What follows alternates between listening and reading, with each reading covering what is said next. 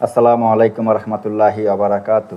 সূরা হুদের 51 নম্বর আয়াত থেকে 60 নম্বর আয়াতের বাংলা অনুবাদ। হে আমার জাতি, আমি এজন্য তোমাদের কাছে কোনো মজুরি চাই না। আমার মজুরি তারই কাছে যিনি আমাকে সৃষ্টি করেছেন। তবু তোমরা কেন বুঝো না?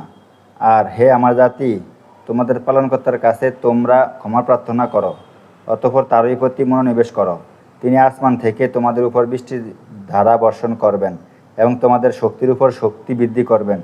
তোমরা কিন্তু অপরাধীদের মতো বিমুখ হইও না।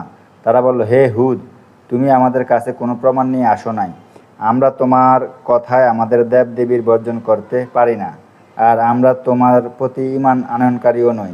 বরং আমরা তো বলি যে আমাদের কোনো দেবতা তোমার উপরে শোচনীয় ভূত চাপিয়ে দিয়েছে।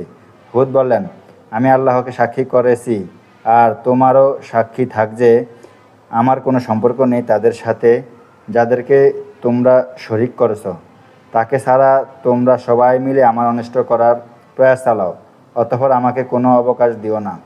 আমি আল্লাহর উপর নিশ্চিত ভরসা করেছি, যিনি আমার ও তোমাদের পরওয়ারদিগার।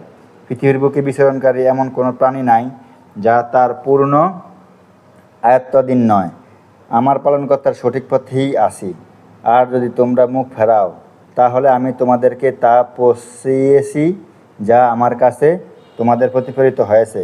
আর আমার পালনকর্তা অন্য কোনো জাতিকে তোমাদের স্থলাভিষিক্ত করবেন, আর তোমরা তার কিছুই বিগড়াতে পারবে না। নিশ্চয়ই আমার পরওয়ারদিগারই প্রতিটি বস্তুর হেফাজতকারী। আর আমার আদেশ যখন উপস্থিত হলো, তখন আমি নিজ রহমতে হুদ এবং তার সঙ্গী ঈমানদারগণকে পরিত্রাণ করি এবং তাদেরকে এক কঠিন শাস্তি থেকে রক্ষা করি। এ ছিল আদ জাতি, তারা তাদের পালনকর্তার আয়াতকে অমান্য করেছে আর তার রাসূলগণের অবাধ্যতা করেছে এবং প্রত্যেক উদ্ধত বিরোধীদের আদেশ পালন করেছে।